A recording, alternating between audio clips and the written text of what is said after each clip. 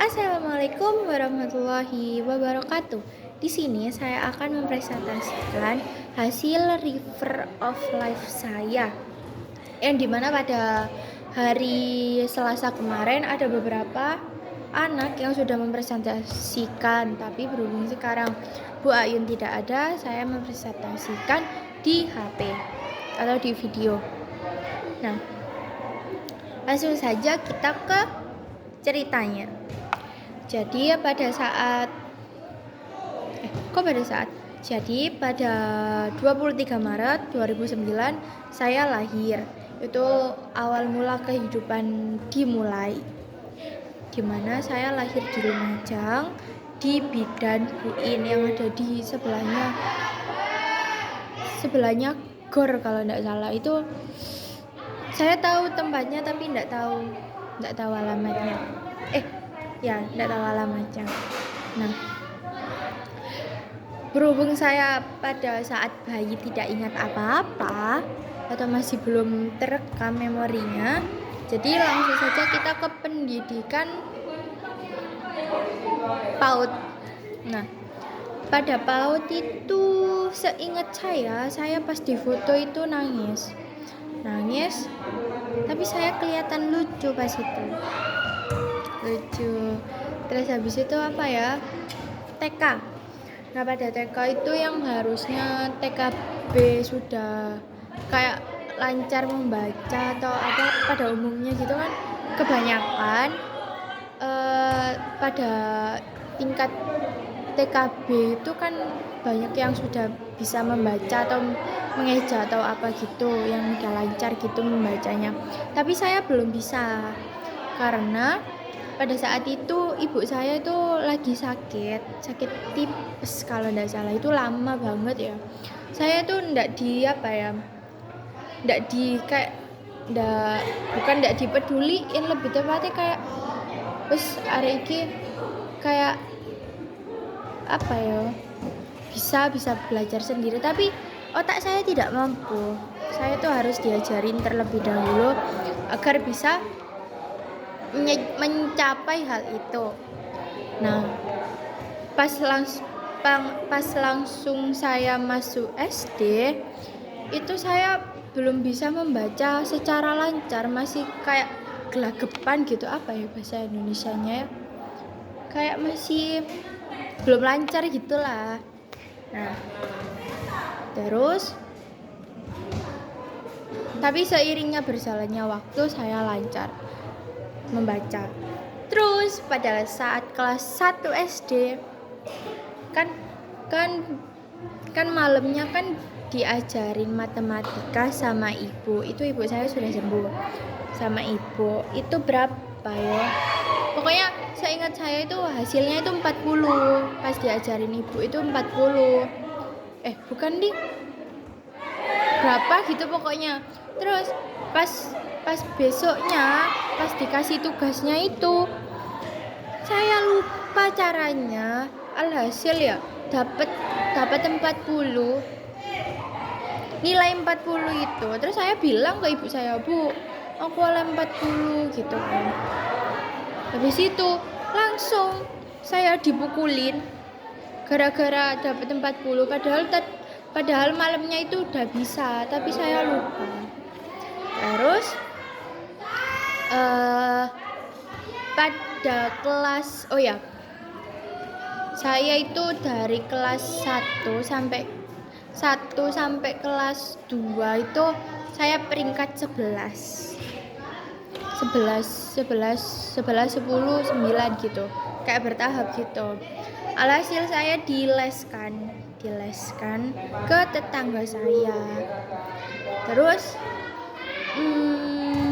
peringkatnya alhamdulillah naik pertama itu naik ke 7, terus ke 6, 5, 4 sampai akhirnya saya mensetak di peringkat 4, karena kalau mau peringkat 1, 2, 3 saya pernah peringkat 3 pada kelas 4 kayaknya, kelas 4 atau enggak kelas 5 gitu, saya peringkat gitu. Nah, itu pada saat kelas 5 SD saya kelas 5 atau kelas 4 ya. Pada saat kelas 4 kayaknya. Pada saat kelas 4 itu saya aktif dalam kayak olimpiade gitu, olimpiade matematika, IPA, terus apa ya? Bahasa Indonesia dan lain-lain itu saya aktif tapi tidak pernah juara karena saya cuma ikut-ikut saja, tidak belajar. Kalau lolos alhamdulillah begitu. Tapi pada waktu olimpiade di SDI itu kan kayak ada berapa tahap ya? Dua tahap apa berapa ya? Nah, saya itu ikut dari sekolah saya itu dari kelas saya itu ada 5 anak yang ikut. Yang pertama ada Rara, saya, Fikri, Amel, sama Daniel. Itu ikut. Tapi yang lolos cuma saya, Daniel, Rara. Itu dibawa ke Surabaya. Nah, itu lomba apa ya? IPA. Itu lomba IPA. Dibawa ke Surabaya itu lomba IPA. Pas nyampe Surabaya itu ternyata gagal karena lawannya pintar-pintar. Saya tidak ada persiapan belajar gitu. Kemudian pada kan pas kelas 5 atau kelas berapa ya, itu kan COVID kan udah muncul gitu. Pas kelas 6 mau naik kelas 6 itu kan COVID-19 itu udah muncul, jadi daring. Nah, daring itu banyak tugas karena saya enggak pernah ngerjain tugasnya, soalnya saya fokus sama HP. Ya, itu mempengaruhi hal buruk sekali. Tapi dari situ saya mempunyai banyak teman virtual. Ya salah sih sebenarnya, soalnya tidak mementingkan tugas terlebih dahulu. Kemudian saya lanjut ke pendidikan SMP. Oh ya, yang TK itu saya sekolah di RA Muslimat Pulosari. Yang SD saya sekolah di SDN Karangsari 02. Kemudian yang SMP ini saya melanjutkan di SMPN 1 Sukodono, yang dimana berada di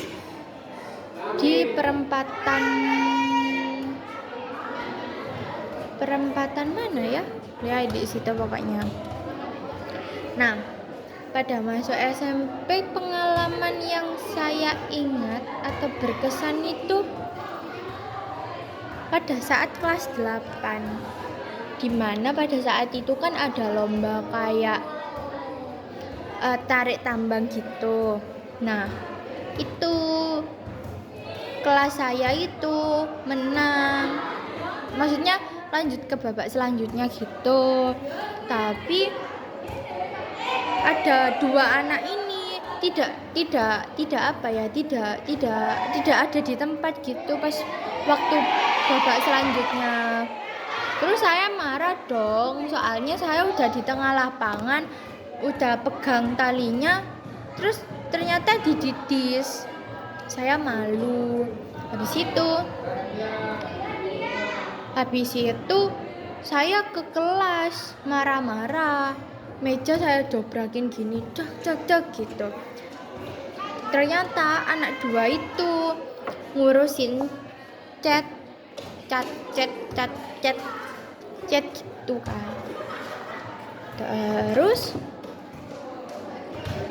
Terus tak tanyain, itu kan dia itu sambil nangis sambil kayak marah gitu, habis tantrum gitu. Itu kan dia kan waya ini gitu. Terus anaknya ngejawab, aku kanuin chat gini. Habis itu besoknya saya sama teman saya itu nyindir dia. Dianya ndak terima, diteleponkan ke bapaknya. Urusan dia sama bapak saya takut ya. Tak suruh bapak saya ngangkat teleponnya itu. Terus bapaknya dia ke rumah saya nyelesain masalah, terus habis itu udah. Terus pas kelas 9 ini apa ya, kelas 9 ini banyak kenangannya tapi tidak bisa ada satu pas kelas 9 ini pada waktu lomba HUT Sekotja. Di situ kan disuruh buat kayak baju bekas gitu. Iya ada baju dari bahan-bahan bekas. Nah, ada salah satu anak ini menyarankan untuk ibunya yang ngejahit gitu, tapi kita harus membayar gitu kan. Terus pertama anak-anak kelas itu udah setuju, tapi biayanya terlalu mahal, satu anak itu 30 berapa gitu iurannya. Tapi anak-anak berubah pikiran dan membuat sendiri baju itu. Tapi si anak yang satu ini tidak terima, takutnya kayak gini dan alhasil cekcok antara keduanya. Ya ibaratkan gitulah intinya. Kemudian cekcok pas udah selesai itu kan diumumin bahwa kelas kita ini menang tanpa bantuan dia. Kemudian dianya itu enggak masuk berapa hari ya, udah lama itu kayaknya enggak masuk pas itu. Terus habis itu pas enggak masuk itu pas dia udah masuk, teman-teman semua itu kayak ngediemin. Dia nawarin permen gitu, tapi sekelas itu tidak ada yang mau, jadi dia ngerasa dikucilin. Terus dia bilang ke ibunya, wah aku dia anu. Terus ibunya telepon ke salah satu teman saya, udah telepon. Terus beberapa hari dia ngajuin surat pindah karena tidak kuat katanya begitu. Lalu kan itu kan udah umum terjadi gitu kan. Pindahlah dia ke SMP 2. Udah begitu. Terus pada saya melanjutkan pendidikan di SMKN 1 Lumajang ini. Di mana pada saat awal daftar kan ada 3 tahap itu. Nah, saya ngambil tahap 2 dulu yang zonasi itu. Saya daftarlah ke MP, tapi tidak keterima soalnya cuma beda berapa ya, beda 50 jarak gitu ya, nggak masuk. Terus saya dimarahin soalnya nggak milih pilihan kedua, pilihan ketiga. Dimarahin sama ibu saya, mau disekolahin di STM. Kalau ndak bisa keterima di sini gitu, dimarahin habis-habisan, terus didiemin. Terus habis itu yang tahap ketiga saya daftar lagi dan alhamdulillah keterima dengan nilai 88,5. Saya keterima dan memilih manajemen perkantoran ini. Saya memilih manajemen perkantoran ini karena pertama direkomendasikan sama mas saya. Terus yang kedua ini didukung oleh orang tua saya, dan yang ketiga saya merasa sedikit mampu untuk ada di jurusan ini. Nah, untuk kedepannya saya berharap langsung kerja gitu, tapi kerjanya itu di bagian administrator di bank gitu, di bank Jatim alun-alun itu loh. Saya kepengen, pas itu saya pernah masuk situ kan, lihat mbak-mbak adminnya itu kayak enak gitu ngelayaninnya, jadi saya kepengen di situ. Masalah gaji itu belakangan, Yang penting saya masuk di situ dulu. Begitu. Impian saya itu begitu. Oh ya, sama ditemanin orang tua saat berproses, kemudian orang tua sehat walafiat, dan menjadi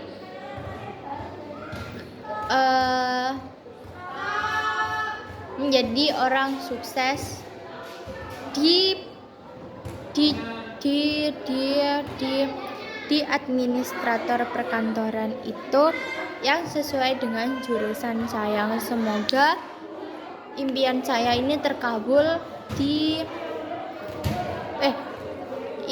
impian saya ini terkabul bekerja di Bank Jatim bagian administrator perkantoran. Amin. Sudah, sekian presentasi dari saya. Bukan presentasi, ini lebih ke cerita ya, sampai 16 menit. Panjang sekali. Tetapi tidak apa-apa. Ya sudah, saya akhiri. Wassalamualaikum warahmatullahi wabarakatuh.